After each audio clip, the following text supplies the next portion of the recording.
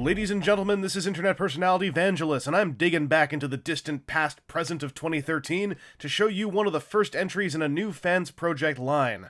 This is Tailclub, a member of the Glacial Lord team. The most wildest combat team in the universe! ! This is also part of the Retro Future line, a very interesting new aesthetic to come out of Fansproject. How interesting? Let's start by looking at the box!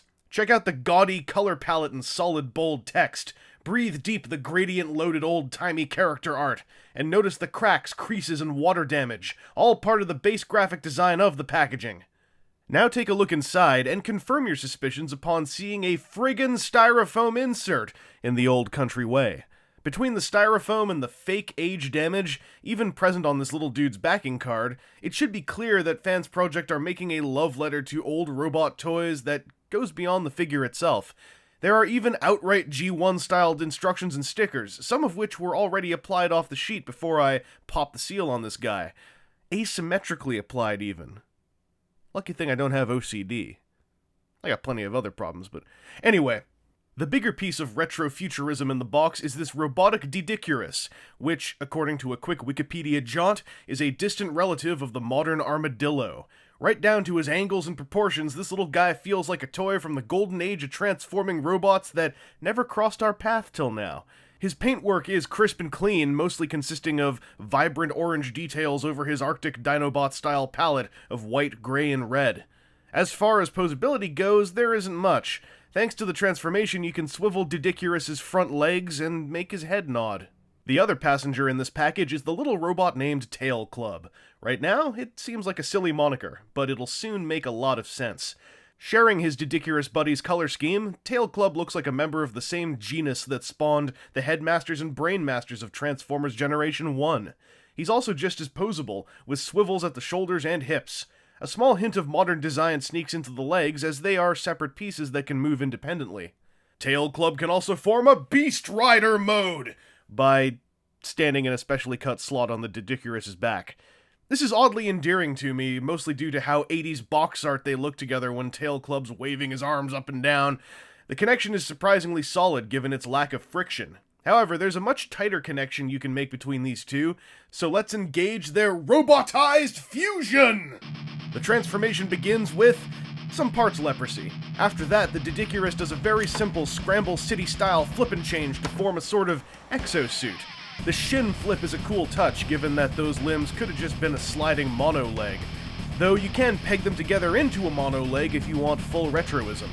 Tailclub himself folds up into a head sticking out of a chest plate, and slides down into the waiting cavity between the shoulders. There is room for him to stay in here even in Didicurus mode too. Just fold everything up and he's got room to nest in there. Finally, the Didicurus head and tail combine into a club and the backplate forms a shield. Robotized fusion complete. So, his name. It's because of his gigantic club made from a head and a tail. I'm amazed that his design actually allows for him to not fall over while wielding this enormous weapon. It's also neat that the end of the tail rotates a very slight amount, entirely to allow the spines to clear the side of his chest. His shield can be pegged to either shoulder, and also has a hole for his fist if you want it to be held forward.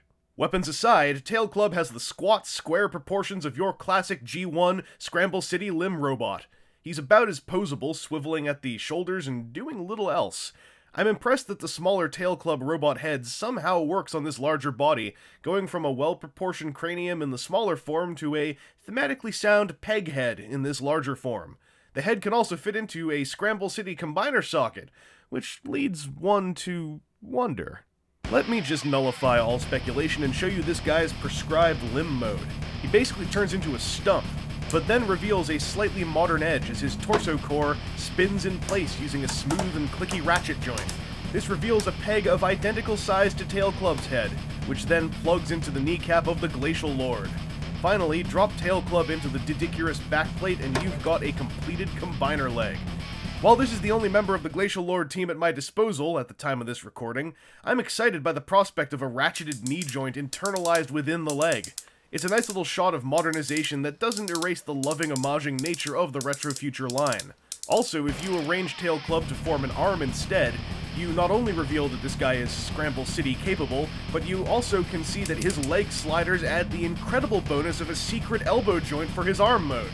I really hope this isn't something confined to Tailclub, as the idea of retro limb bots with hidden elbow and knee technology within their bodies just tickles me right on the fanboy bone. With a feather. What a strange and engaging idea, this retro future thing. Tailclub is a simple toy with many thin layers on top of him. His packaging pushes the retroism forward hard enough to make it worthy of its intent, and the robotized fusion gimmick mixes originality with huge nods to Headmasters, Power Masters, and Brain Masters all at the same time.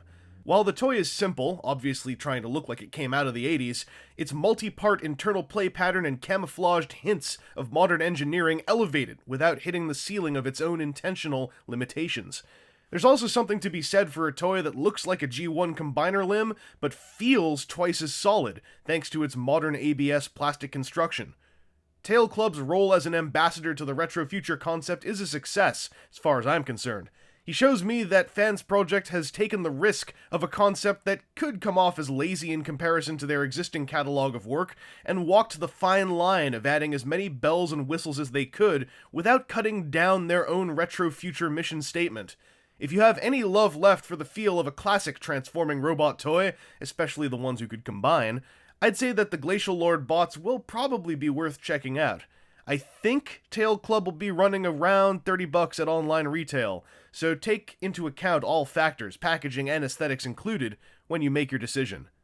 Anyway, this has been Internet Personality Vangelus, and I am left with one question.